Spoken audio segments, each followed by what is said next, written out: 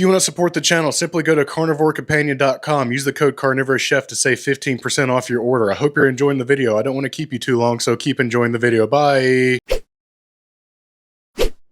Bacon. It's the first ingredient in our beefy Tex-Mex breakfast skillet. I have 4 strips of some fairly thick-cut hickory smoked bacon, and I need to get it into a smaller size. This usually means dice, but you could also take little nibbles with your teeth and spit those out into tiny pieces. But a knife will work better. And that's about it for the bulk of this prep. Throw that bacon into a heavy bottom pan that's set to medium-high heat and begin to render the fat.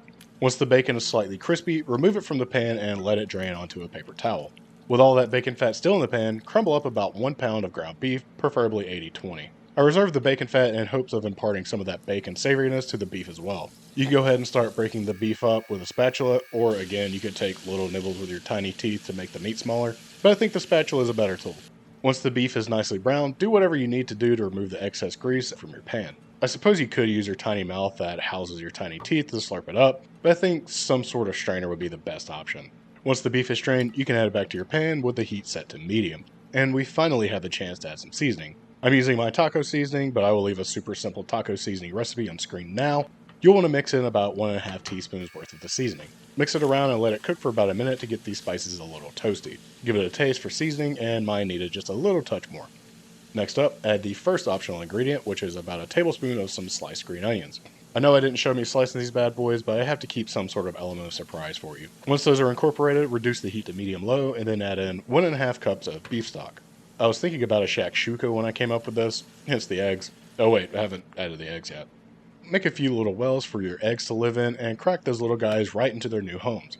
You can use your little forehead to crack these eggs, but the counter works just fine too.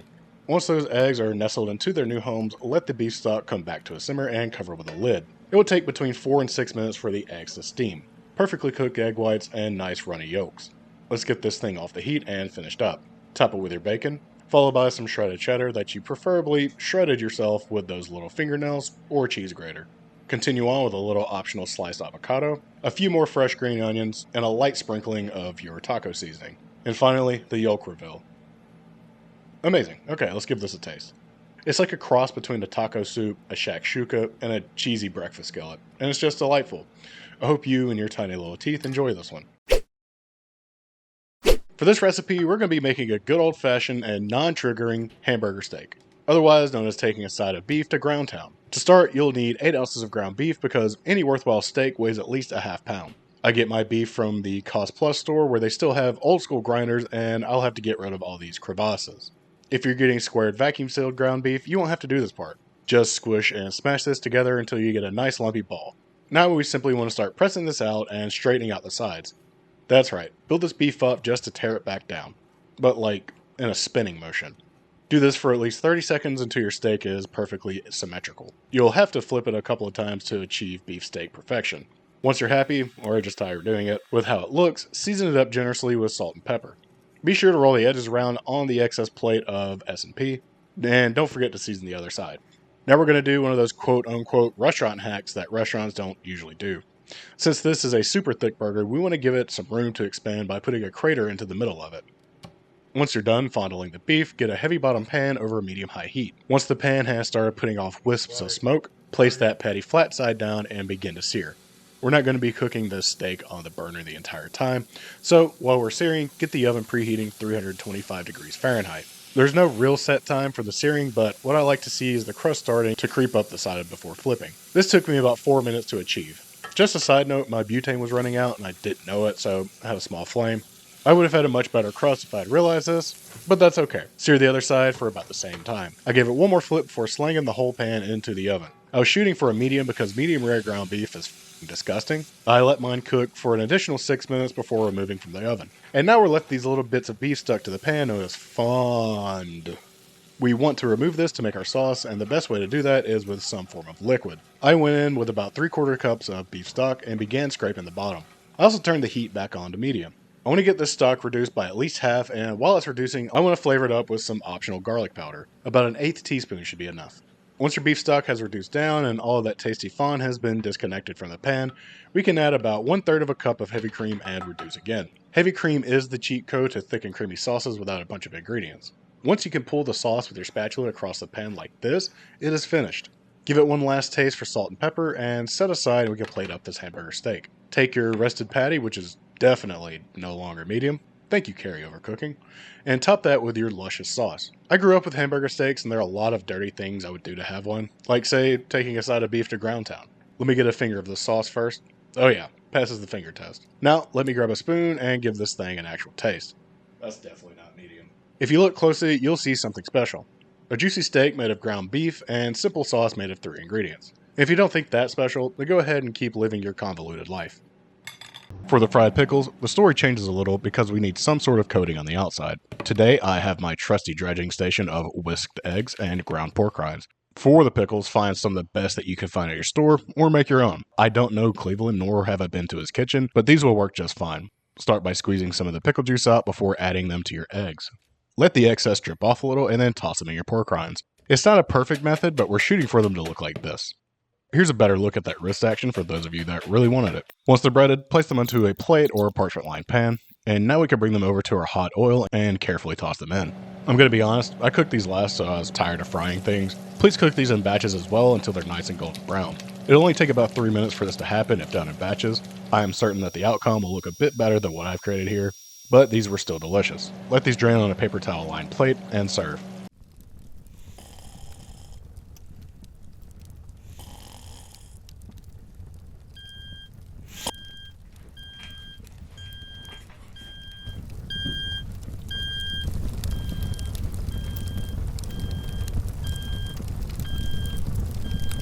Smokestack.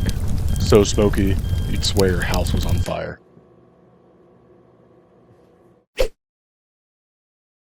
You didn't think I was going to leave out the mother of all smoked meats, did you? Of course not. Brisket is my favorite cut from any barbecue joint that offers it. The issue is that in Alabama, there are not many places that offer good brisket, which is why I'm thinking about opening a barbecue restaurant. If you're interested in that at all, leave a comment below. Brisket tends to have a lot of hard fat on it, so we need to trim it up a bit if yours is looking like mine. We need to rub those chunks down with a rub of sorts. I'm going to go with 3/4 cup of salt, some more of that spice it onion powder, about 2 tablespoons worth, granulated garlic in the amount of 2 tablespoons, and about 1 tablespoon of black pepper. Give this a mix and sprinkle liberally all over this beast. This thing weighs about 12 pounds after trimming, so you're not going to overseason it. I promise. For the best results, let this sit for about 12 hours in the fridge to let some of that seasoning penetrate. After that time, it will have darkened a bit and stiffened up just a touch. Let's bring this out to our smoker, which is set to 225 degrees Fahrenheit, as usual. I'm going to be smoking this over a mix of hickory and applewood today. Let this smoke for about 6 hours or until an internal temperature of 165 Fahrenheit has been reached. Also added extra wood at the 3-hour mark to ensure it got enough smoke penetration. If you notice it drying out at all, you can spray it down with some beef broth, but since we let it sit in the seasoning overnight, we did not have that issue. It needs to finish cooking, and since we can't raise the temperature in the smoker, guess what we're going to do? That's right. Bring it inside and wrap it in parchment paper and foil to let it finish in the oven. The key to wrapping this is to make sure all of your parchment paper / foil is folded up to prevent any of these juices from leaking out. The juice this produced will allow it to braise. Once you've got your beef package fully sealed up, place it onto a pan and into your oven or smoker at 275 degrees Fahrenheit. This will take about another 6 to 7 hours, but we're just looking for an internal temperature of at least 205 degrees Fahrenheit. Once it's there, let it rest in its wrapper for another hour. And after that painful hour, we can finally slice into our brisket. There are going to be 2 parts to this brisket, the flat and the point. You can remove the point separately if you like, but I like to keep the point on top just for larger cuts of brisket. No matter what you do, make sure you're cutting against the grain. You'll know you're doing this if you pull out a piece like this and it looks like a little accordion. And oh my, this is decadent. Don't squeeze your brisket like I did. You want to retain those juices. I just needed some visual representation to show how sexy this thing is. And that's it. Slice it up and enjoy it just like this. If we're talking Hooters, we're talking about buffalo sauce. And from everything I've seen, they use a compound butter when they're cooking, which is good because it's easy to make. Break up a ½ pound of unsalted butter into a food processor. You can also just use softened butter as well, but I didn't have that kind of foresight. Next up, we'll want to add about a ½ cup of hot sauce. Use whatever you want. I went with something very mild but still delicious. And since we used unsalted butter, we'll want to season it up a bit. Feel free to use salt, but I went with a ½ teaspoon of smokestack. If you're using a food processor, pulse this a few times to get it started. Then blend on low until everything is fully incorporated. If you're using softened butter, you should just be able to fork your butter into submission. No matter how you choose to make this, just make sure it looks something close to this. We don't need this right now, but it can be made ahead of time. Just make sure people don't know how delicious it is, so they don't use it on all of their cauliflower wings. Hey, come look at this. Just a little closer. Alright, you see this? That's right. Pickles. I tricked you. You thought it was just going to be more beef, didn't you? For this one, we're going to need some mini pickle spears, but you can also use pickled chips to make this as well. Once you've made your brine cucumber choice, lay some plastic wrap down onto your work surface, and then add 8 ounces of ground beef. Lay another sheet of plastic over it, and begin to press it out thin. If you don't want to use your hands, feel free to go snooping around your grandparents' bedroom and find one of those funny looking toys in the middle drawer, or anything cylindrical. Press the meat out to about a 1/4 inch thick and remove the top plastic. Feel free to season this beef up with anything, but I went with jalapeno ranch for some extra zest. No, not the soap. Next up, top this with some cheese, or not, I don't control your life. If you do add cheese, I suggest something with a stronger flavor like the smoked Gouda, otherwise it'll just kind of be there for no reason. Now that your beef is cheesed up, lay some of your pickles down, giving them some room in between because they all need a breather for what's about to happen to them. Cut the beef around each pickle evenly and pick it up to make a nice little tangy beefy package. Once all of these are done, place them onto either a foil-lined sheet pan or cast iron if you want some aesthetic points. Top them with a little more of your seasoning and then place them into the oven that's preheated to 325 degrees Fahrenheit for 11 to 13 minutes or until they are nicely browned. The pickles will likely come out for a little screen time while they're cooking, but that's okay. Get these onto a plate and let them cool off a little. This is the perfect time to make a quick sauce to dip these in. Simply add a 1/4 cup of sour cream, a couple teaspoons of your pickle brine, and a 1/2 teaspoon of seasoning of your choice, preferably whatever you use to season the beef with. Give this a speed/duration 2000% mix and taste. Mine's perfect, and I hope yours is too. Let's get some of this tasty sauce onto our plate, and we can finally give these a taste. If my plate's looking a little up in this frame, it's definitely because I forgot to hit record, and not because I dropped the plate. But yeah, these are tangy and rich, and the sauce just adds some smoothness to the whole experience. I wouldn't be mad to see these on a sampler platter.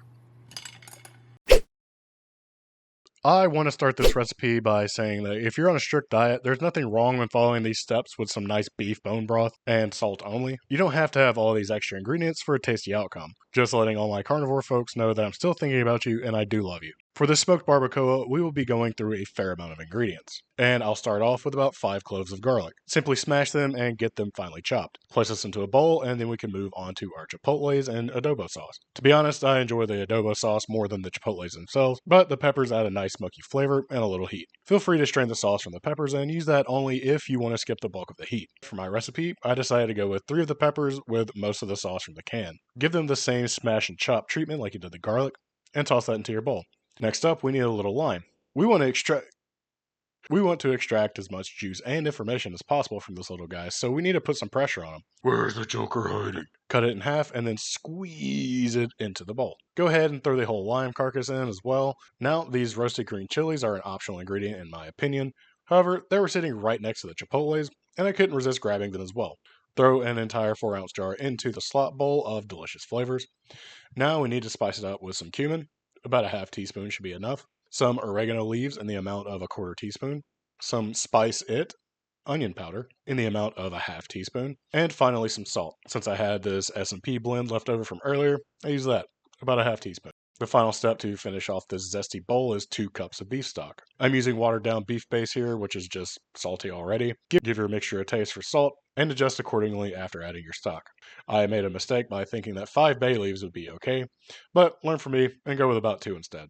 Give this a stir and set it aside. Now we can finally present the star of the show, 3.3 pounds of chuck roast. Give it the inaugural slap and then we can start to break it down into smaller pieces. All we really need to do is cut this into manageable portions. After your beef is cut up, place a pan over medium-high heat. Since I'm using an aluminum pan, I'm going to add just a touch of olive oil to keep things from sticking. Now put the meat in the pan in small batches to keep it from steaming. All we're trying to do here is get some nice fond. Once you get some color on all sides like this, move it to some sort of heat-resistant dish. Repeat this until all of your meat is nicely brown and there's a substantial buildup of fond. Oh yeah, that's that good shit. Remember that sauce we made earlier? If you don't, please go get checked out by a physician. I'm worried about you. Pour the sauce into the pan and begin to scrape the bottom to release the fond. We also want this to come to a light simmer before pouring it on top of the beef. Now it's time to take this out to the old smoky boy. I'm going to be smoking this over hickory low and slow, or about 225 degrees for 2 hours. To ensure all of it is smoked well, I will be turning the meat inside the pan every 30 minutes. After 2 hours, it smells amazing and the sauce is lightened in color a bit. Now cover this with a piece of parchment paper and some foil, and then place it into an oven or back into your smoker at 300 degrees Fahrenheit for about 45 more minutes or until it's fall apart tender. And after patiently waiting, this is what we're left with. Some of my larger chunks weren't quite falling completely apart, and I was running out of time at the restaurant, so I shredded what I could and chopped the rest. And let me tell you, this shit is good enough to make some tacos with. Simply add about 2 ounces of sharp cheddar to a non-stick surface that's set to medium heat. You may have to coax it into a perfect circle. Place a small handful of your meat on half the cheese, and then fold it over. Let it cook with the meat inside for maybe 2 minutes in total, ensuring to flip it once. Now, I'm usually hypercritical about the food I cook, but this is one of those rare occasions where I know I hit the nail directly in its stupid head. These are rich, juicy, and packed with flavor from the smoke, garlic, spices, and chilies. I don't think anyone would be upset about these tacos ever. Alright, if you're seeing this video right now, I've been trapped in this kitchen for 6 years and I don't know how to get out. Please send help. Whew, that was really weird. What the hell? Anyways, let's make some deviled eggs. That's what we're gonna do today. And there's gonna be a couple things that will be universal across all of these deviled egg recipes. The first being the boiled eggs, and I've got my water boiling already. I've got about 1 knuckles worth of water in this pan. I put it in there before it was hot. Please don't put your finger into boiling hot water. Anyways, you're gonna take your eggs and gently place them into this water. What's gonna happen is that they will steam, and we're gonna steam these eggs for 12 minutes. And while they're steaming, we're gonna go ahead and get a bowl and put some ice into it. And then fill it up with water. And once the eggs are done cooking, we can shock them to stop them from cooking. And to peel them, take an egg, crack it on all sides, even the tops and bottoms. Very gently roll it, and just get under that membrane, and it should very easily peel away. Rinse it off, give it a taste. And then we can move on to the mayo part, or in our case, the not mayo part. You may have seen this recipe, you may not have. If you haven't, it's simple. It is just equal parts cream cheese and sour cream and seasoned with a bit of salt. So I'm doing 1 pound of cream cheese and 1 pound of sour cream. I'm gonna add in about a half teaspoon of salt and just about 2 teaspoons of white vinegar just to add some acidity to it. Now, all you have to do is blend it. You should be left with something that is nice, spreadable looking, and thinned out enough, but not, watery. So, with all that done, we can finally start with our first recipe. And I hope you're ready for breakfast. And what else screams breakfast other than bacon? Just get 2 slices of bacon cooked however you want to. I'm gonna throw mine in the air fryer at 375 for probably 8 to 10 minutes. And while this is in there, I will start cooking my breakfast sausage, which I'm only gonna need roughly 4 ounces of it. Just put it into a pan that's set over medium-high heat and begin just browning it and chopping it up. We want this to be pretty fine. And once it's cooked all the way through, go ahead and put it into a bowl.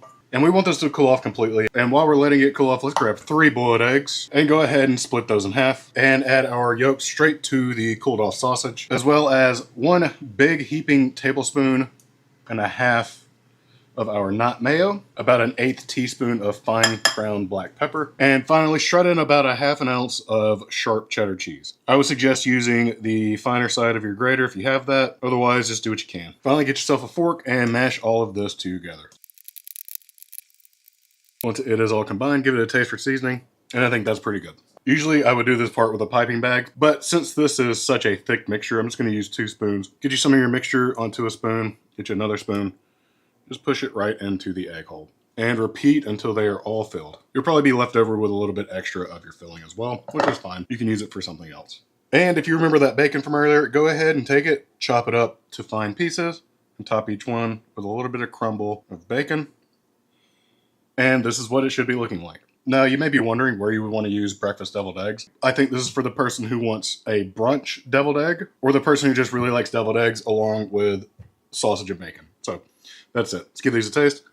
Basically what I've done here is I've made a breakfast sandwich inside of an egg, and it's delicious. Make these, serve them to people. I bet they're not going to expect that this happened to them, but I think they will appreciate you if you bring these bad boys out. Now, these next deviled eggs are going to be super easy to make, especially if you have eggs ready and your mayo ready. All we need to do is take our eggs, split them in half, get the yolks in the bowl, add in a teaspoon of everything bagel seasoning. This will add some nice crunch. And finish that up with a big tablespoon and maybe a half to that. And finish it up with about a 1/4 teaspoon of salt. Get you a fork and mash this together. And once it is nice and smooth like that, give it a little taste for seasoning. And that is spot on. Now you can choose to either use 2 spoons to fill these eggs, or you can do like me and get a Ziploc bag and add this to it. You move all this to one corner of the bag, and you should have a little tip that's ready to cut right off. And now gently squeeze and pipe this mixture right in. And once these are filled, you're going to take some smoked salmon. And if yours is looking a little oblong like this, just break off a piece of it. Doesn't have to be huge. Roll it up. Place it on the inside. Just push it through the yolk a little bit. And repeat. And if you'd like some color, you just want that little bit of extra onion flavor, some chives, or a little bit of scallions like this on top would be nice too. And that is it. This is what it should be looking like. Nice contrasting colors, different variations and textures, and it should be pretty damn good. So let's give it a taste. The texture of the salmon comes through nicely. It's got a slight chew to it. Very smoky. Adds a good salinity to it. Basically takes place of any seasoning that the egg white doesn't have. The texture from the everything bagel seasoning has a nice crunch and garlicky flavor amongst everything else. And then the scallions come through just right at the end, add a little bit of extra aromatic through it, and it's really good. And I mean, just make these for any occasion, and I think people will enjoy them. If you want to support the channel, simply go to CarnivoreCompanion.com. Use the code CarnivorousChef to save 15% off your order. I hope you're enjoying the video. I don't want to keep you too long, so keep enjoying the video. Bye! And now let's make the one that I'm most excited about, the pimento cheese deviled egg. So first step is getting this open and draining all this juice, because we don't need all that juice.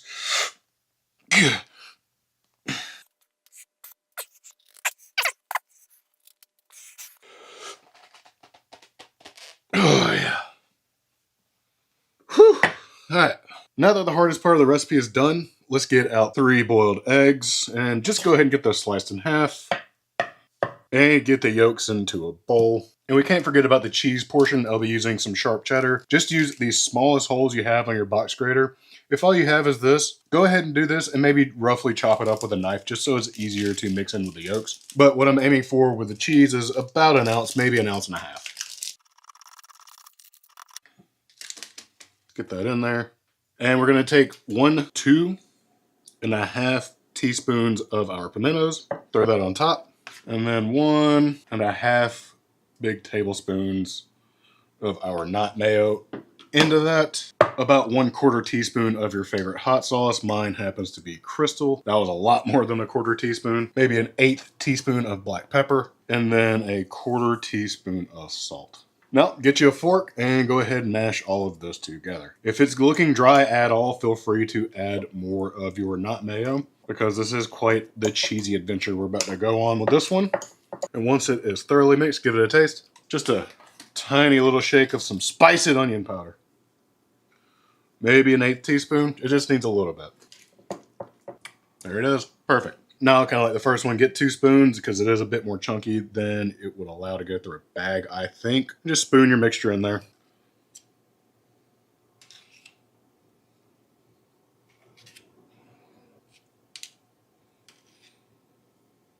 And to finish it up, either add smoked paprika or you can use the smokestack from my company, Carnivore Companion. We appreciate any support you give to us.